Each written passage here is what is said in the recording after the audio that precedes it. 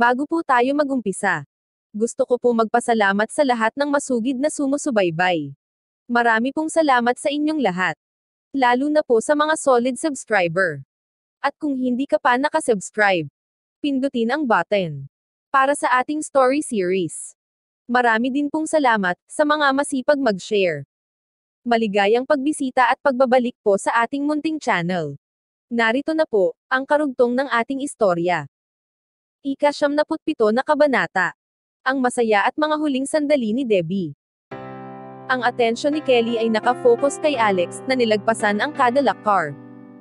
Hindi niya napansin ang isang lalaki na nakatayo kasunod ng sasakyan. "Miss Maganda, bakit ka nagmamadali?" Ang lalaki ay humakbang sa harapan ni Kelly. Ang makita siya ng malapitan ay mas lalong nakakabighani. Mas lalo siyang na-excite. Masyado siyang malayo sa mga karaniwang mga babae. Sa kanyang mga nagneningning na mga mata, maputing ngipin, at kaakit-akit na figura. Tumingin si Kelly sa lalaki, at hindi kumibo. Gusto niya itong iwasan, at dumaan sa gilid, pero nakatayo ito sa harapan niya mismo. "Miss Maganda, huwag kang umalis.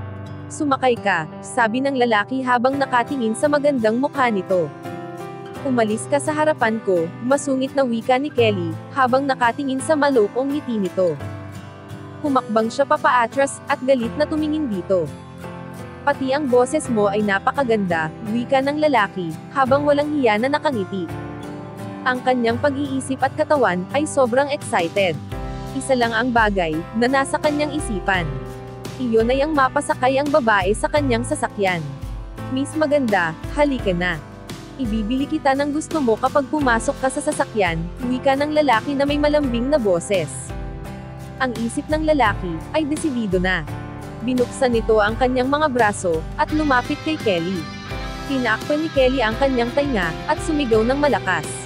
"Ang kapal mo. Umalis ka." Ang lalaki, ay akmang yayakapin siya, nang biglang isang malakas na suntok ang tumama sa mukha nito. Nabigla ang lalaki. Na-outbalance ito, at napahawak sa kanyang tainga. Nagalit ang lalaki. Humarap ito sa pinagmulan ng suntok, at nakita niya si Alex na nakatingin sa kanya. Sinuntok muli ni Alex ang lalaki ng kanyang galit na kamao. Hinawakan ni Alex ang buhok ng lalaki, at sinipa pabalik sa kanyang sasakyan. Ang dalawang ngipin ng lalaki, ay tumama sa kanto ng sasakyan. Tinakpan ng lalaki ang kanyang bibig na dumudugo. "Umalis ka na dito," sigaw ni Alex. Nagtataka siya sa mga hinihiling na utos ni Alex. Nagpapanik siyang nagpunta sa driver's seat. At pinaandar ang kanyang sasakyan ng mabilis. Noon lang tumingin si Alex kay Kelly, para tingnan ito kung nasaktan. Pero nakita niya ito, na nakatingin sa kanya na may mapagmahal na mata. Nabigla siya sandali, bago siya tumalikod. At iniwan itong nakatayo sa gilid ng gate ng campus. Sumunod si Kelly sa kanya. "Alex, maraming salamat," sabi nito, habang nagmamadaling lumalapit sa kanya. "Siya yung nakita ko noong gabi, na nagligtas sa akin. Ang hot-blooded na lalaki. Pwede bang itigil muna ang pagsunod sa akin?" Tumigil siya, at tumingin habang sinabi ito. Tahimik na tumingin si Kelly sa mga mata nito. "Hindi na kita aabalahin, kung makakakita ka ng dahilan na, magiging nakakainis ako. Hindi na ako magsasalita ng kahit ano." Mas lalo niyang nararamdaman na si Alex ang taong nararapat sa kanya. "Ano ang dahilan, kung bakit mo ako sinusundan?" pagtatanong nito. "Kailangan mong malaman na gusto kita," matapang nitong sabi. "Sinasabi ko sa iyo, wala akong nararamdaman para sa iyo." Nag-aalala nitong sabi. "Walang kwenta. Kung hindi mo ako gusto, bakit mo ako tinulungan ngayon?" Hindi siya naniniwala na tinulungan siya nito, dahil kinakailangan. Ang mga salita ni Kelly, ay nagpatulala sa isip ni Alex. Alam niya sa sarili, na nag-alala siya ng husto ng sandaling narinig ang sigaw nito. Sa isip ni Alex, hindi ito magandang senyales. Kaya nagpa siya tulungan na ito. "Miss Kelly Phillips, mayroon kang magandang pamilya at buhay.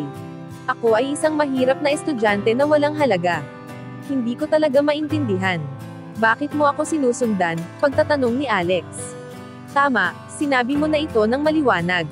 Ang kalagayan ko ay maayos, pero ikaw ay isang mahirap na estudyante. Bakit tinitingnan mo ako ng mababa?" wika nito. habang nakatingin ito ng direkta sa kanyang mga mata. Hindi alam ni Alex kung papaano ito sasagutin. Galit na tumingin dito, panandalian. Saka tumalikod at naglakad muli. Determinado si Kelly na sundan ito kung saan man magpunta. Ang pakikipag-usap sa kanya ay lalong lang nakakadismaya para sa kanyang sarili. Nagpatuloy si Alex sa paglakad. Huminto ito sa food stall sa eskinita, at nag-order ng isang plato ng fries. Tahimik na umupo si Kelly sa tabi ni Alex. At nagpanggap na wala siya doon. Ano ang gusto kainin ng girlfriend mo? Pagtatanong ng food vendor kay Alex. Walang sinabi si Alex, tahimik lang ito. Gusto magpaliwanag ni Alex sa vendor na wala siyang connection kay Kelly, pero nagsalita na si Kelly. Yung katulad na lang ng sa kanya.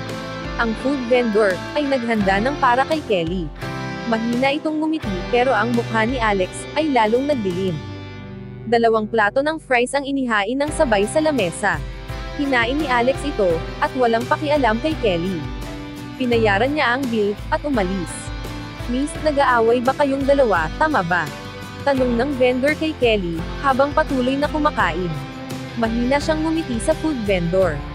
Saka siya tumingin kay Alex na mukhang aalis na. Tumigil siya sa pagkain, at tumingin sa likod nito, hanggang hindi na niya ito makita. Nagpatuloy siya sa kanyang kinakain.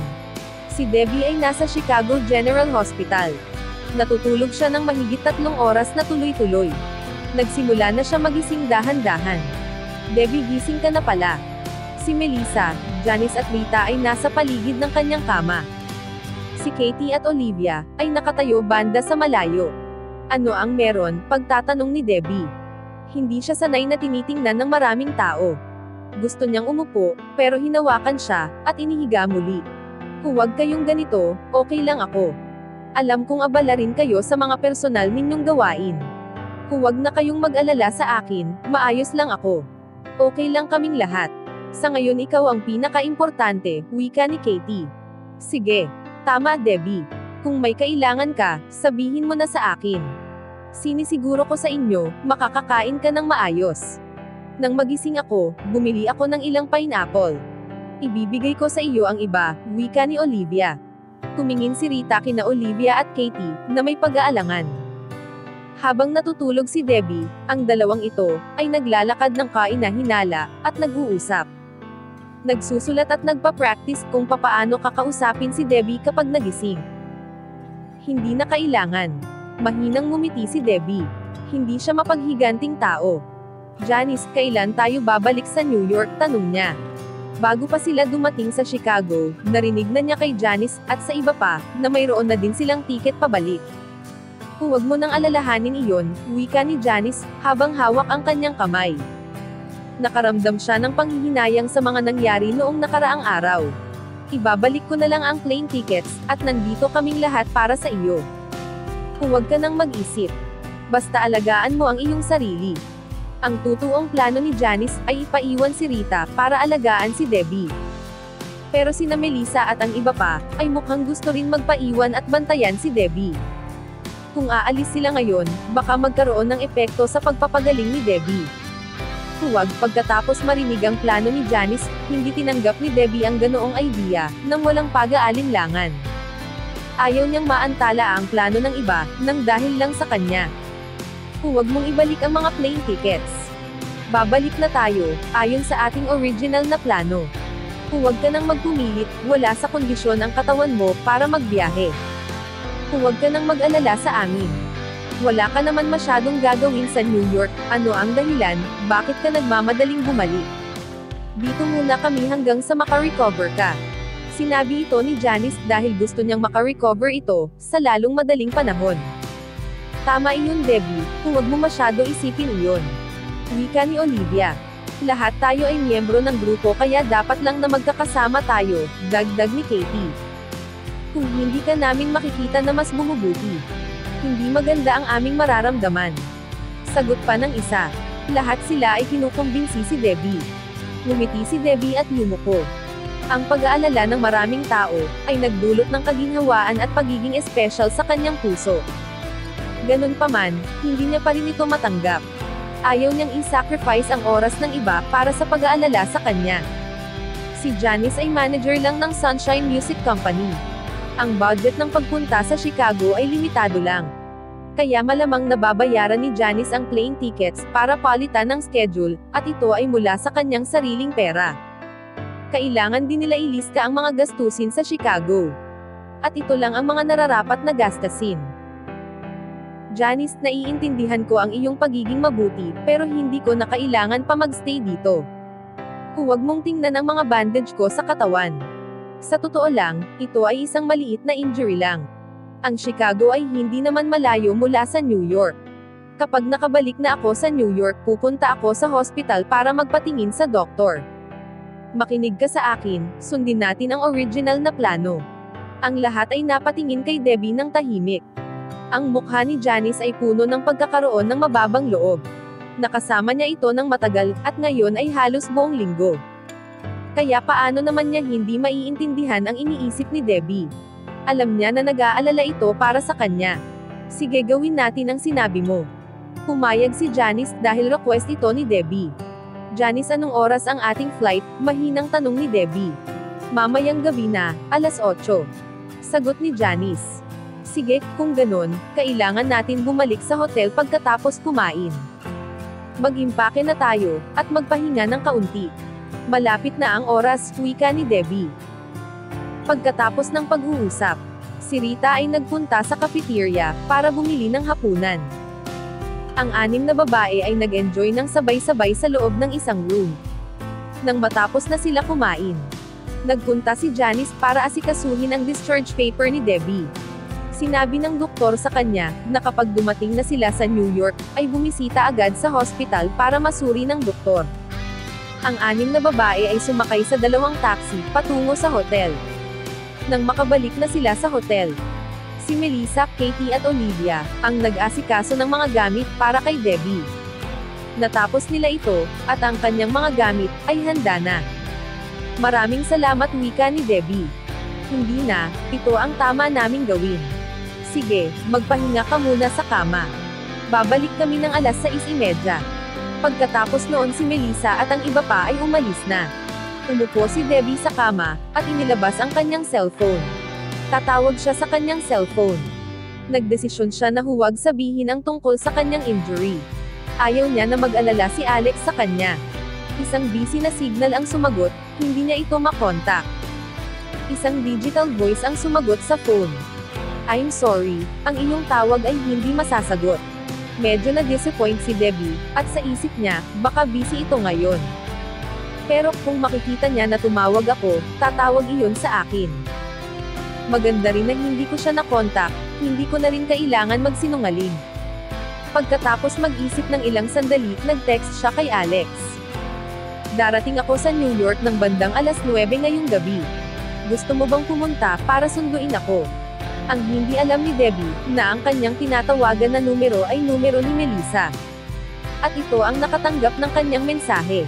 At ito ay nasa kabilang kwarto lamang. Nang tumingin si Melissa sa kanyang cellphone, nakita niya ang miss call ni Debbie.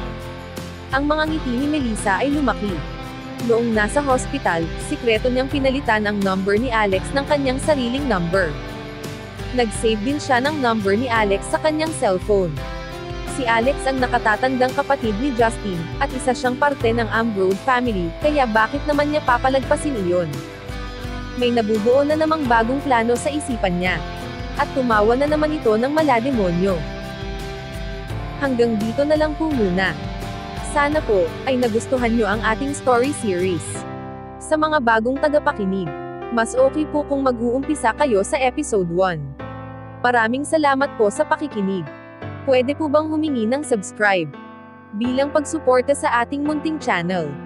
Hanggang sa susunod po muli. Stay safe and God bless.